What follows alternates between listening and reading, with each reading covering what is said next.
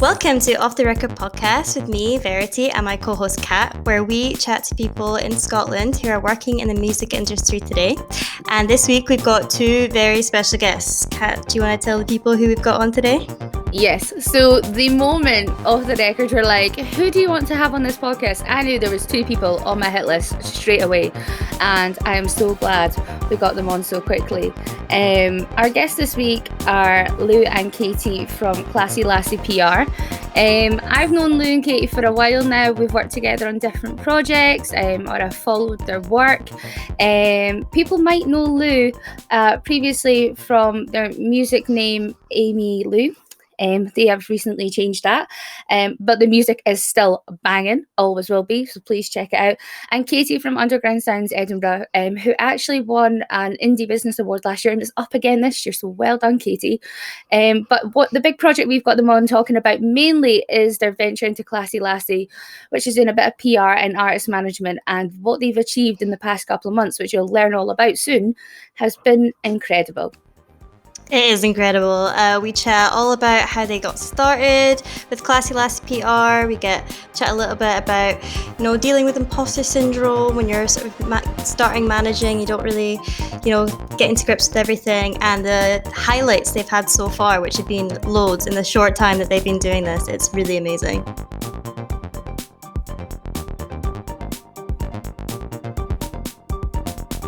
All right, thanks so much for joining us today, guys.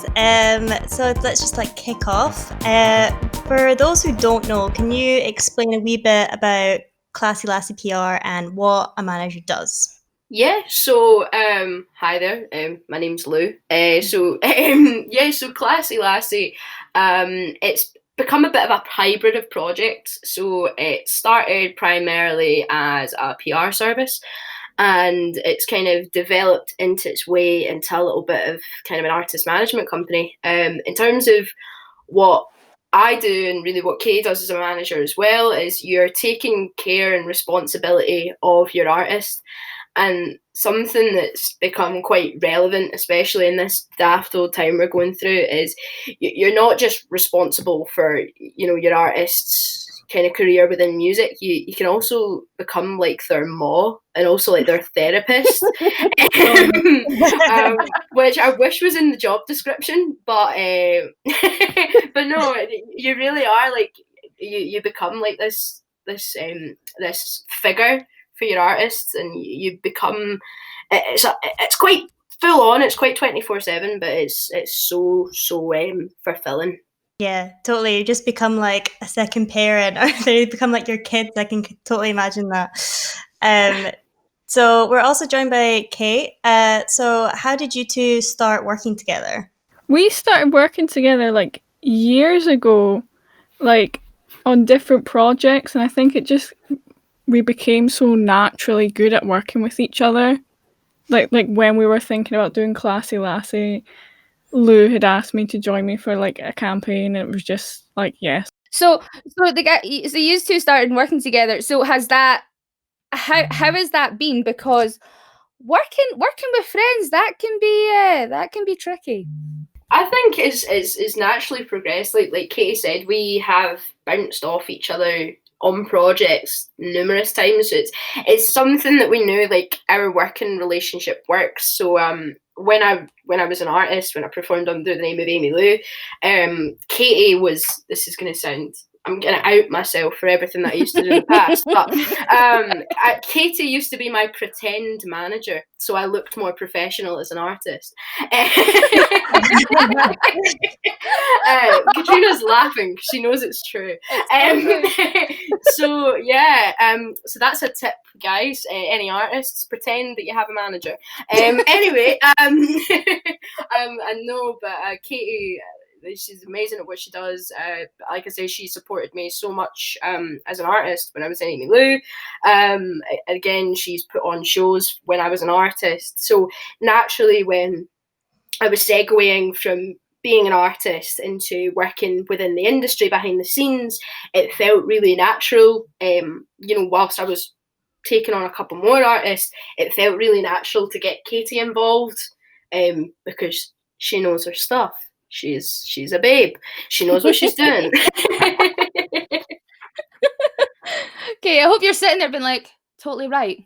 Yeah, Absolutely. it's 100% true. I know my stuff and my total babe. I've been nailed here. This is it. This is my description for anyone listening. That's absolutely true. But let's actually Absolutely. talk. Let's talk about that background, Lou. Then you come from a music background. You said that you performed under Amy Lou. Really good following from that as well. So now that you've got into management and PR, explain a bit about why you wanted to take a step back from music and how it's led you to the work that you're doing now. Yeah, of course. So a lot of people know, like, I used to perform under the name of Amy Lou. Recently kind of had a bit of a change in my life. So obviously I now live under a new name, which as it happens. So naturally I felt like I didn't want to perform under that name anymore because it was keeping me back.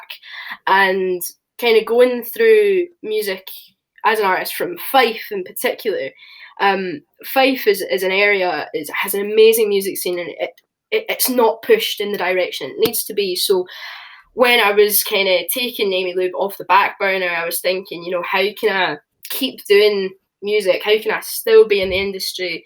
And one of the more natural things was kind of getting involved with other bands. So Fife in itself is filled with amazing bands. So it kind of went from me going to my friends who at this point didn't know that I wasn't being Amy Lou anymore, was going, hey, look, I'm currently going to be having a lot more spare time. I want to help you out and let's see what we can do. So I started working with a band called Paris Street Rebels, who are a punk band. And I love punk music, so it was a great fit. And I started working with them. And kind of after that, I realised everything that I'd done with Amy Lou whilst I was kind of working with Katie and also being slightly self-managed. I was like, oh my God, I was like, I can actually do this for other artists. This isn't just, me being me. So I kind of jumped into it with Paris Street Rebels, and I've worked with a couple of other bands kind of since, and obviously working with the artists that Katie and I work with. So yeah, it kind of set me off in the right direction. You've been in the music industry for a while, and you've seen so much of it, learn a lot about the people involved and things. So how is that kind of musician insight fed into your work now? Because having that really must kind of give you a better insight than most people coming to do the work that you're doing. Yeah, 100%. I think one of the things that I do when I work with an artist, like right now, Katie and I co-manage an artist called Indoor Foxes, who is very much musically really like what I used to do with Amy Lou. So sometimes we'll be looking at a campaign, and me and Katie were laughing about this on a call earlier on, is if we've got this idea for Martha, before we take it to Martha, I have this little angel in the back of my head, or a little devil in the back of my head, going, what would Amy Lou do? And I know that sounds really, that's I'm gonna brand that, what would Amy Lou do? But sometimes, like, I think about it, and I think from an artist perspective, would I as an artist enjoy doing that? Would that seem effective?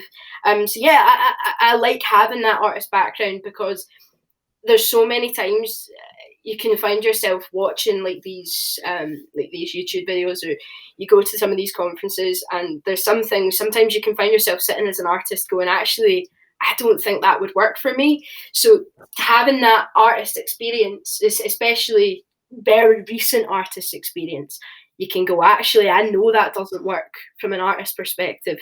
So yeah, that I like having that background. Yeah, totally.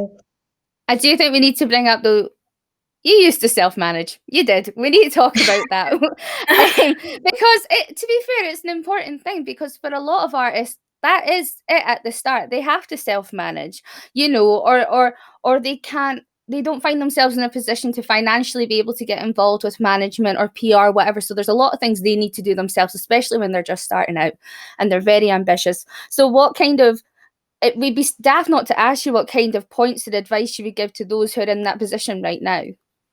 Yeah, so my most important kind of advice is going to sound very unrelated, but be nice. Everybody knows everybody. So Katrina's like, Oh yeah. But yeah, honestly, it's so true. Everybody knows everybody, so just be nice.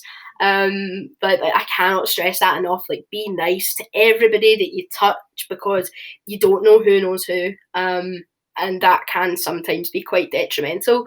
In terms of managing, this is bad advice, and if anybody asks, you didn't hear this from me, but sometimes dedicate someone, if you are in a band, dedicate someone as the manager. And this is going to sound very daft when I say this, but I know when I was doing my own press releases and press campaigns for Emmylou, and Katie will be nodding along, sometimes if I signed it as a different name, or I had someone pretending to be my manager, those emails were getting opened and were getting replied to quicker. So even if you've got a friend who is, I know a lot of people in my life who are very interested in music but cannot play, cannot sing, give them a wee nudge and be like, actually, pal, could you help me do these emails? Because it sounds so strange, but it genuinely works sometimes if it's coming from someone else's perspective. If someone else thinks you're an absolute cracking band that has this amazing single, if that's coming from someone else's perspective, you can be sold so much easier. So yeah, that's kind of my advice with it. Yeah, I feel like a lot of artists, it's like they obviously have all this talent, all this vision, all this drive, but it really, from what I've heard from other managers, it's like you just need someone to be like, yeah, or just organized and on it, and just to like start. Absolutely. Or sometimes you can be too close. Sometimes you can be too close to it. That's the other thing. That is the flip side of it. When you're so invested in your own project, I mean, that's just artists in general, isn't it? It just takes that outside perspective, doesn't it? Just to be like, listen, appreciate what you're doing. However, wee bit of advice. Let me take it from there. Yeah. But yeah, so Lou, you come from obviously a music background, but Katie, your background's also super varied. So you've done a lot with like your Underground Sounds blog, and you've been doing promotions for a long time. So how much of that work has helped you in what you're in this new venture with Classy Lassies? I think from just doing Underground Sounds and like having wee records, I already had built contacts that I could take, because quite a lot of it is about who you know or who you've done a favour for. So like I write for Spotlight UK, so if we've got some, do you know what I mean, I can be like, oh, would you do an article for me for this, since I've done an article for you. It's very kind of like that. But I think as well, having studied like music business, you kind of are taught kind of more the like professional side of it and how to make it look professional and like sound professional and like the way to word it, which helps a lot. Do you think it's like it's necessary to like formally study like something like music business or something, or do you think you can go into this with just like learning as you go type thing? What have you found more useful? I think having studied it's helpful for me personally, because whilst you're studying, it gives you a chance to try out so many things. Whilst you're studying, you don't have to finish a venture almost, so it's like a trial and error. But like, I don't think you need a degree or an HND or whatever to get a job in PR or do PR, because it is a lot about like who you know opposed to what you know. So I don't think you needed like formal education in it. Yeah, so what would you look for like in your next campaign or an artist? Like what's important to you both when you're like looking for like what's the next steps for an artist? I think having an artist that's on board and wants to do stuff and wants to do well really helps. Like if they're actively engaged in the campaign, opposed to an artist who isn't as engaged and kind of just wants you to do stuff for them, in my opinion.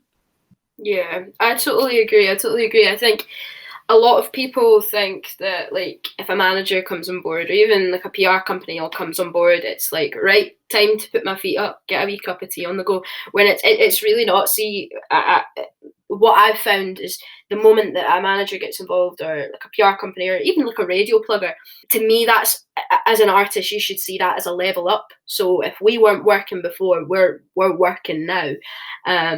And I really like, from a personal perspective, I really like an artist who comes in who already has that bit of understanding of how a press campaign's going to look, or if they've got an idea of what their 4-week campaign's going to look like. And also, I'm a sucker for content. If your content and branding is cool, I'm a sucker for content. I love content. So yeah, you sort of talk about how you prefer a more collaborative process with like artists you're working with, but you know, obviously, like a lot of artists, they do have like these huge dreams for their career, and like some obviously are totally feasible, but like some are not. Is it ever challenging being like a voice of reason, and like how do you find the balance of letting artists like do their own thing but also steering them in the right direction? I mean, for me, I'm probably like the guilty pleasure. I'm like the angel. Like I'm like I know I'm more like the devil. I'm like, oh, gone for it. I think as an artist, you know, you shouldn't limit your, like, if you're a manager, you should never limit your artists. I think if your artist genuinely believes, if your artist goes, right, in the next year, I want my track hottest record on Annie Mac's show. You as a manager have to go, absolutely, bang on. Let's get that sorted. Let's do that. Let's aim for that. I think a manager's job really as a role should be nurturing the artist. So if that is what the artist wants, then let's go for it. So I don't think a manager should restrict that. But I found myself, I've become a bit of a voice of reason sometimes. So there are things, certainly right now when we're looking into a world of being actively political and woke, sometimes you've got to be careful as an artist what you are saying. Sometimes, and I find myself, I'm like, because you want to protect all the artists. So I'm a bit of a devil. I'm a little bit of a devil on the shoulder when it comes to it. So, aye. Just wanted to go for everything. Just do it. Absolutely. Just do it. Just, you know, what's the worst thing that can happen? Just do it. Yeah. So is Katie the voice of reason being like, I oh, don't here we think go? I am. I think I'm very much like, go for it, let's do something mad. I love mean, it. I won't let people be delusional, but like, you're not headlining Glastonbury this year, but maybe next year you will. Do you know what I mean? I like that. I like that. I mean, This is why we work. Don't be delusional. I'm up for it, but don't be delusional. That should be your tagline, by the way. I love it. I absolutely love it. So I suppose then it kind of brings us to the next question. What are the biggest challenges in the kind of projects and balancing the kind of management and the PR stuff? What are the biggest challenges for you both in those roles? For me, a challenge that I find myself having is when one campaign goes amazing and the next campaign doesn't do as well as that first campaign. Because I think naturally, I feel like as being like very new to the industry, from a business side, and also being from kind of like a bit of a minority group, I feel like sometimes I get kind of like imposter syndrome. So see if I have like an artist that does, for example, me and Katie work really closely with an artist called Indoor Foxes. Her latest single did amazing. Like it was such a good campaign, and me and Katie were like kind of sitting back going, wow, we did such a good job. And then sometimes I could maybe have an artist maybe a month or so later where the track just doesn't get the same amount of traction or doesn't get the same amount of kind of reception. It still is an amazing track, but it doesn't maybe get quite the reception. Sometimes I feel like I can get a bit like imposter syndrome, like, oh, like what am I doing? What am I doing? But I feel like that's just natural. Do you know what I mean?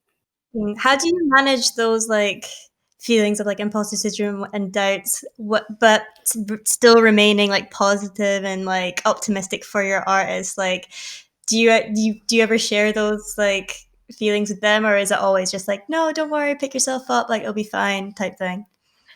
I think it's something that definitely me and Katie talk about a lot. Certainly it's not something that we would obviously I've now just outed myself to the artist that I work with. But obviously I've just outed myself. But things happen. But certainly there's something that like me and Katie talk about, and me and Katie really do bounce off each other. And what we've really started doing is kind of having like a little Instagram highlight. This is going to sound proper naff, but it's a boost.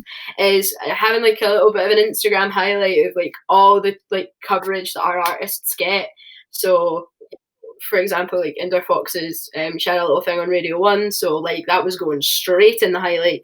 So if we're having these days where I know I'm having one of these days where I'm like, I can't do this. I just have a look and I'm like, wow, I actually can do this. So I would really advise that, and that's kind of that's just a generic thing for anybody who experiences kind of vis-a-vis imposter syndrome. It's like, keep a nice record, even if it's like photos or like an Instagram highlight, like work you've done. If you're ever having one of those days where you're like, I don't think I can do this, you just need to look back and go, holy cow, I can actually do that. And Katie, would you kind of echo all of that as well, or do you have kind of different challenges that you've been facing? I think we're kind of on the same page with that. Like, I normally doubt myself quite a lot as well, so I'm like, I don't think I'm going to do very well with this. But it is about looking back through like what we've achieved. And I think it's quite good, like we've got like a wee team, so if one of us is like not sure, we always have the other one, which is always really nice. You're listening to the Off the Record podcast with me, Kat, and my fantastic co-host, Verity. If you are enjoying what you're hearing, want to comment, want to get in touch, you can reach out to us, so please look out for our socials. You can find us on Instagram, Facebook, Twitter. Just look for our handles at OTR Scott and head over to our website, otrscott.com. Yeah, I loved part one. That was great. I really liked their point of everyone knows everyone, so be nice to everyone. Everyone knows everyone. It's the craziest thing, and it's amazing that you don't realise, even in the whole of Scotland and even just a wee bit further down south, you don't actually quite realise how everyone knows so and so. And even if they don't know them in person, they'll certainly know them via social media. So always be nice and be mindful of what you post or exactly or people's work. Just be mindful, be nice, and yeah, I think that's just a valid life lesson. Actually, just be nice. Yeah, totally. But what I thought also was really important is that notion of imposter syndrome, which Lou mentioned, and it's so true. I think especially when you're someone who works on loads of different projects, has lots of different skills as well, it's easy to feel like that. And I think especially for young people when they're starting out and maybe they're doing well, and that that's just a sign of their talents of more than anything else. So I think it's so easy to get kind of sucked into that imposter syndrome vibe. Yeah, but they definitely seem to be able to get past it quite well, because in part 2 we hear like a lot more about all the amazing stuff they've done, from like promoting artists and managing artists in lockdown, which is no easy feat. Like, I think crazy that they've started this venture at such a mental time. But like I said, it's just a real testament to them and their talents. And actually, do you know what? I think we can take a lot of things from this year, but do you know what? If you want to do something, don't let 2020 hold you back. Just get on with it. Just get doing it. Totally. Be like Lou and Katie. Go and do it. Yeah, because their philosophy is literally just do it. They are so confident, and it's amazing to hear. Be passionate and just do it. Exactly. One of the things that I love about the pair of you is the fact that you have started this probably in one of the most challenging times music industry has ever faced. And I think that's just a real testament to the pair of you for doing this. So how has that kind of been, promoting and managing artists during like various lockdowns, tiers, restrictions? Because it kind of gives us different kinds of opportunities. Like, I know you sucker for content, as am I, and we've been able to try loads of new cool things to put music out there, but actually you are missing out on a lot of other things that you would hope to be doing right now. So kind of how is this whole journey be doing it at such an odd time in the music industry? I mean, I've really enjoyed it. I feel like it's hit the ground running in a very strange thing, and the way that I'm probably going to look at this and hope to look at this is, like you say, this is the most difficult kind of experience that the industry has been through, right?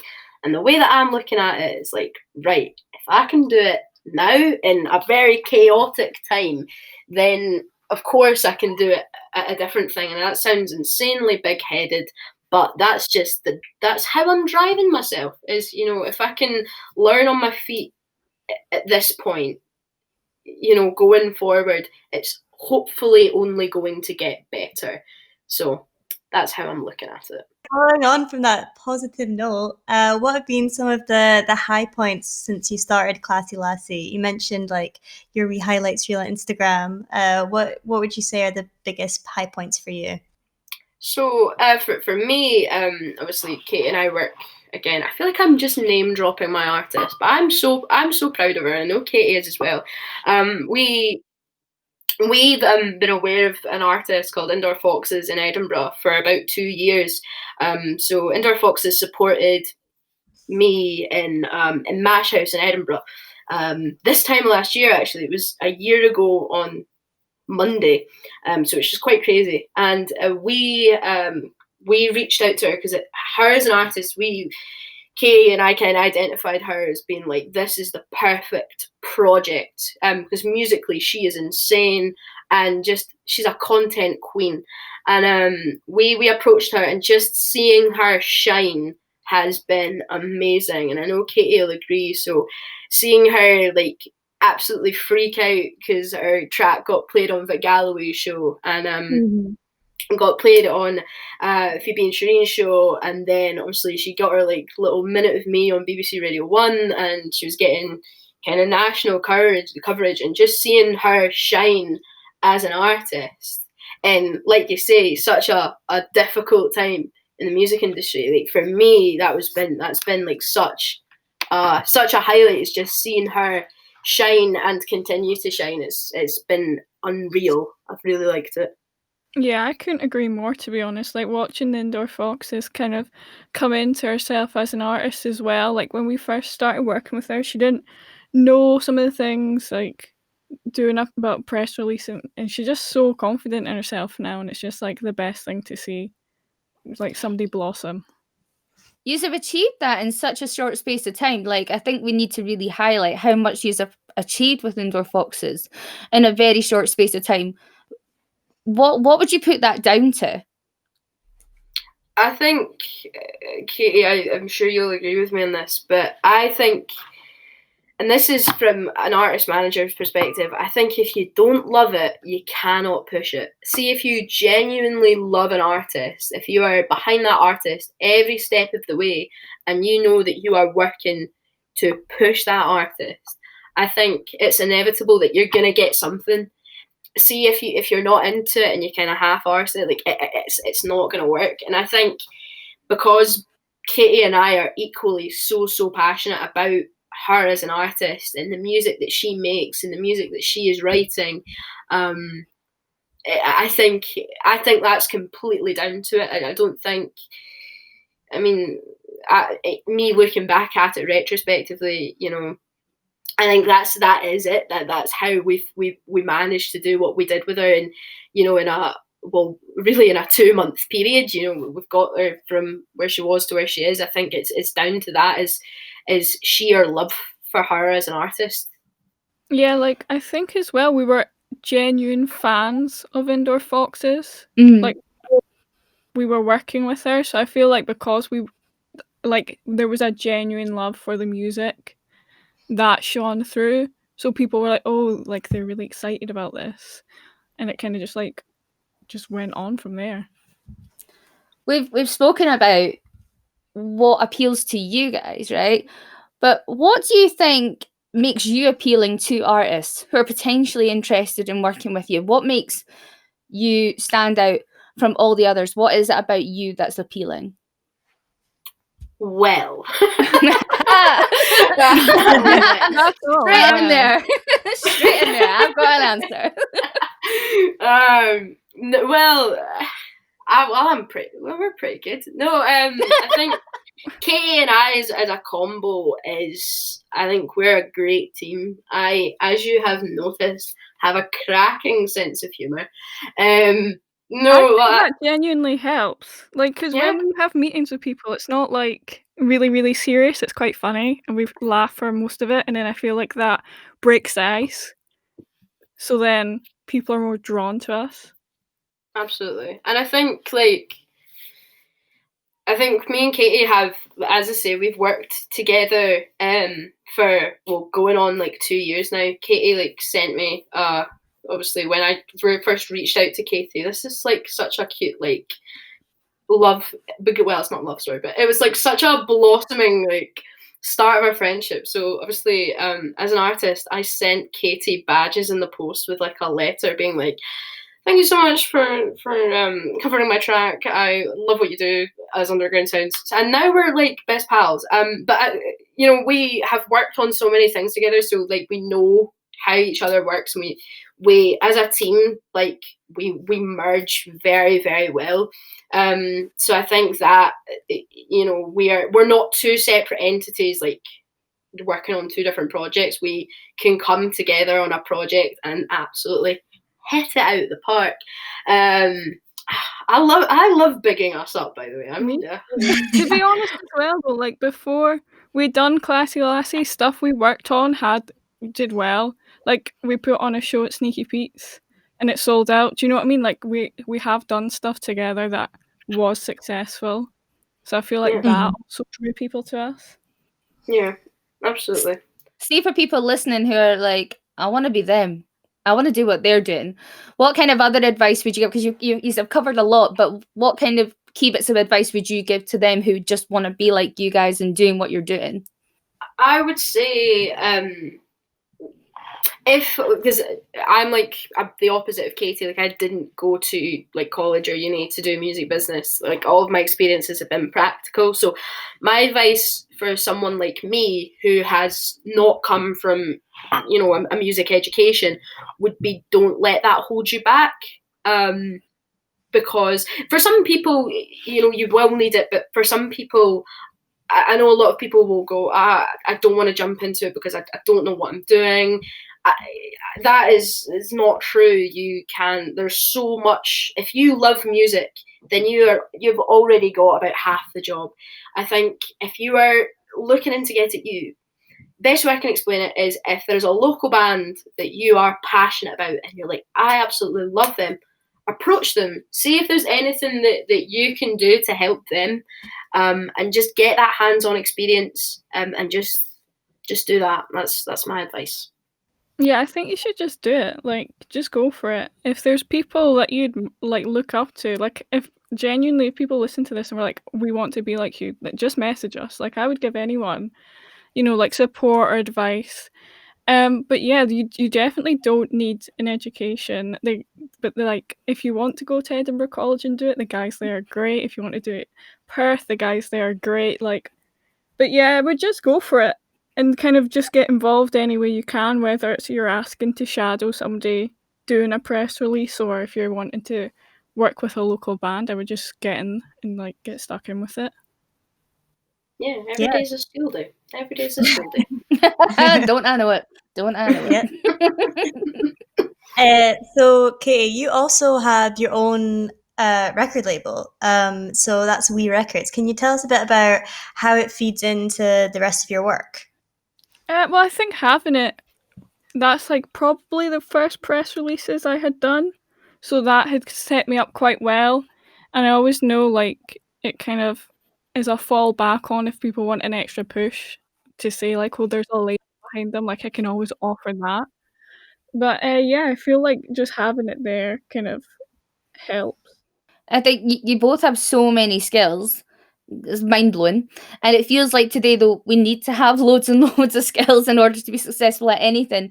Do you both think like it's important to be multidisciplined for this industry in particular? Or do you think it's maybe even more important just to be quite focused on one thing and passionate about one thing? I think it's helpful. Certainly, I'm looking at this from a management perspective over a PR's perspective is, if we're looking at that example, when you are approaching a local band, you're very likely not going to have money to hire in someone to do PR, or hire in someone to do your radio plugin, or hire in to get a booking agent to book those strange things called gigs that we don't have anymore. You need to know like what you're doing. So from my point of view, I think it's brilliant to have a bit of experience, even touching a bit into music journalism. Like I do a bit of music journalism on the side, and that helps write a press release. So having little things like that, I think having as many strings on your bow, especially when you are taking on bands where there isn't a budget to get a PR campaign done, I think it's good, because you're going to be wearing all of those hats. You're going to have lots of hats. Yeah, I would agree that like being passionate is very good, but like to be able to do more than one thing really helps in this industry. Like regardless of what position you want to do, being able to be like, oh, I can jump in and help on this is like really good. Yeah, definitely. I wanted to talk a little bit about, diversity is such an incredibly important issue within the music industry, and it is pretty traditionally male dominated. I just wanted to know, how do you find, as Blue, working as a non-binary person and Katie as a woman, in a role that, in a scene that is the way it is, and how would you encourage others from like more like minority groups to get involved in the music industry? What I would say is there is space. There is always space. A lot of people who come from, obviously I'm speaking from my background, but I know when I was growing up that I was like, I'm not seeing anyone in the job that I want to work with who looks like me, sounds like me, or is like me. And that's difficult. That is difficult as a young person. But what I would say is, if there isn't anyone like you, then be the person that you're looking for in that role. And put that on a calendar or something. That was quite inspirational. But what I would say is there's always space for you, and like let your differences be what makes you shine. Because I know from my background, like it helps me work with artists, who works.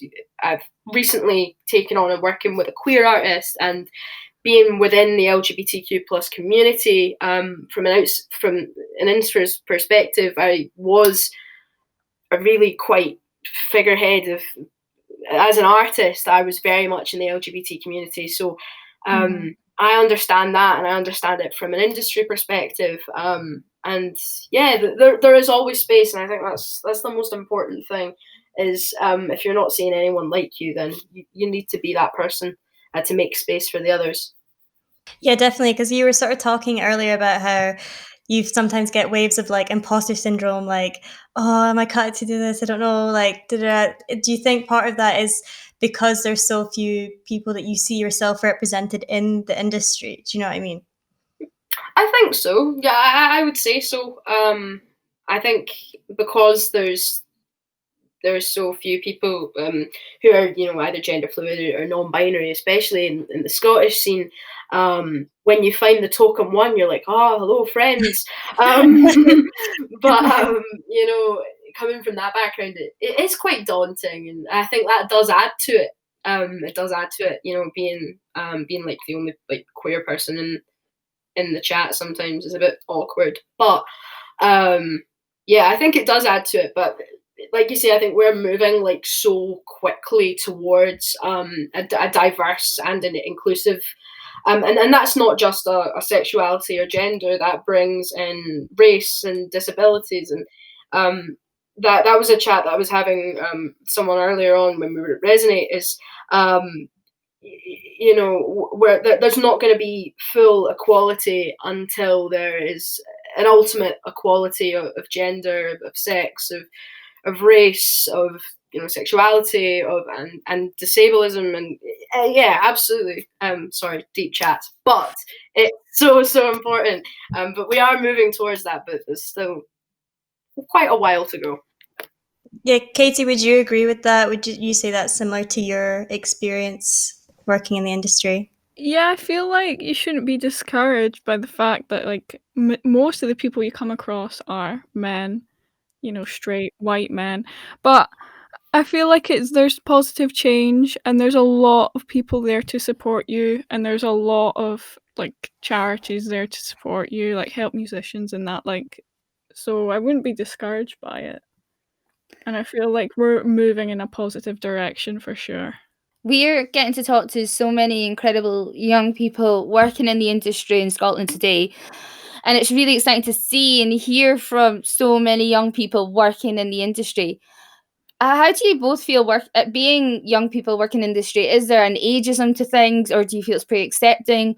Or is that one of the strengths that we have in the industry, is that young people do have an opportunity to be able to do things and develop within a role that they want to do in music?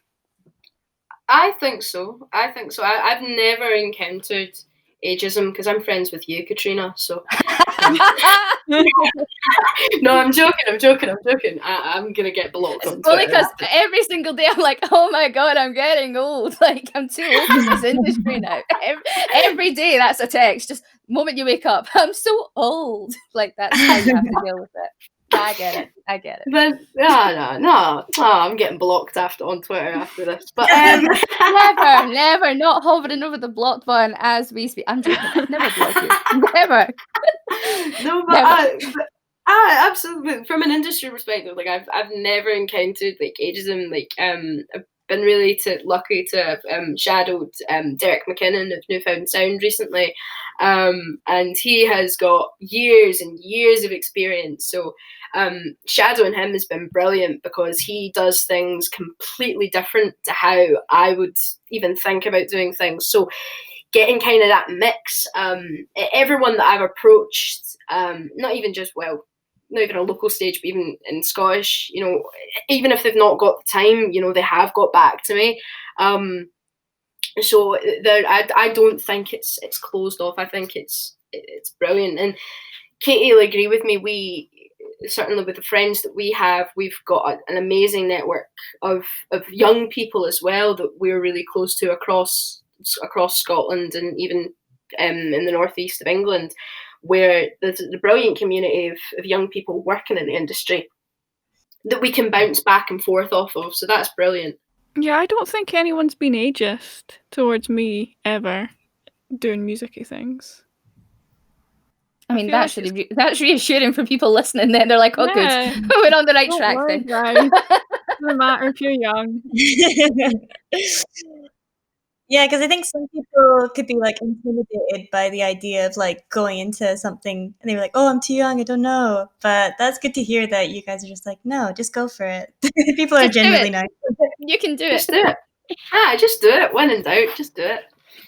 Again, pop that on the next Christmas mug. Looking forward to it. Honestly, that's how I'm gonna start monetizing, getting funds in for my artists. I'm gonna start inspirational calendars, inspirational mugs. Calendar.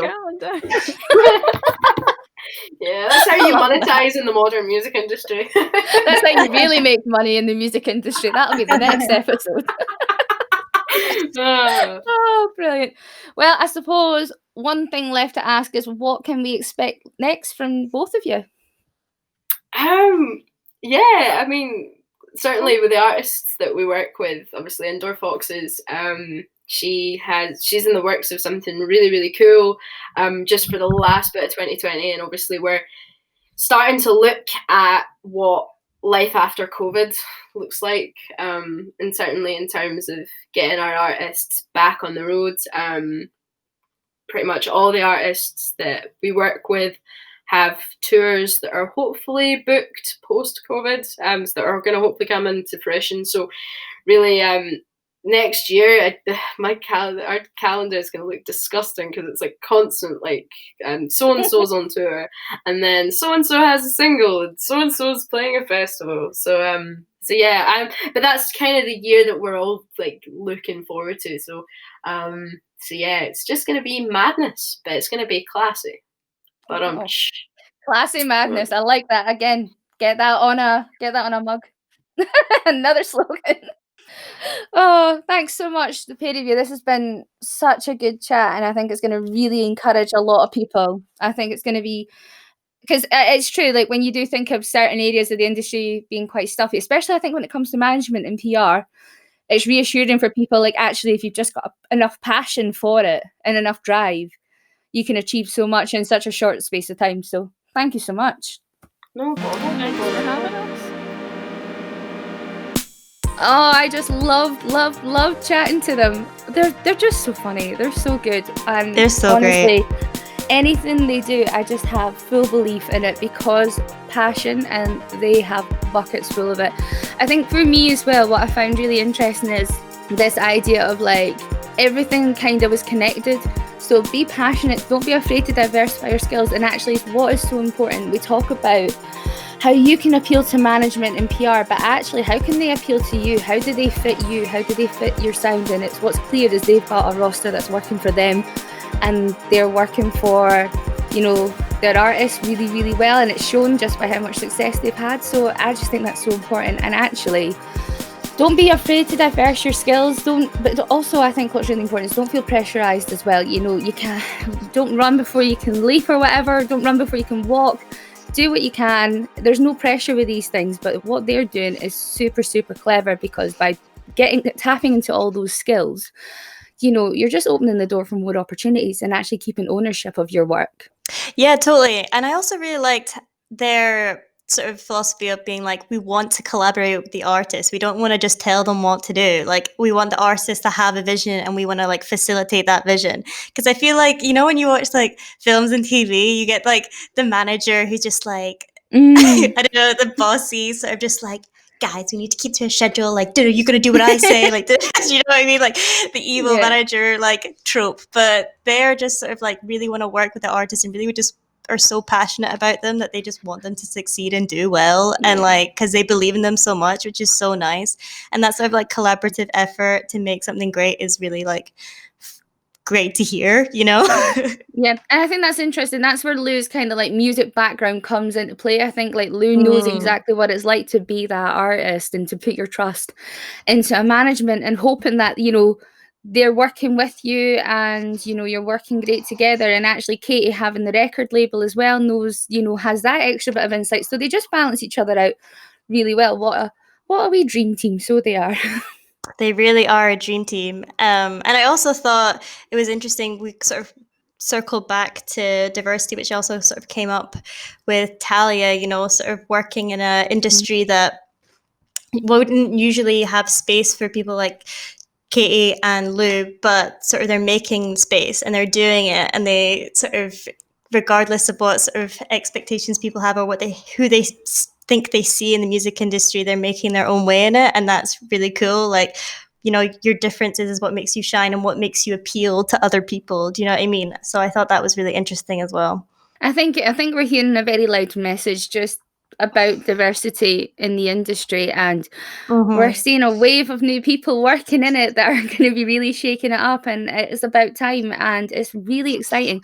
And that's the point. If you can't see yourself in the industry, then be the visual so others can see and know that it is a space and it's an accepting one. And I think that's what it comes down to. Such a good chat. I loved it. Thank you so much, Lou. Thank you so much, Katie. You're both the best. Honestly, cannot wait to do it again. But maybe I'll need to like take a long nap afterwards, but I cannot wait to do it again. So don't forget to get in touch on our socials on Instagram, Facebook, and on our website, otrscott.com. Subscribe to these podcasts. We've got so many great guests lined up who are working in the music industry today in Scotland with loads of good advice. So yeah, stay tuned.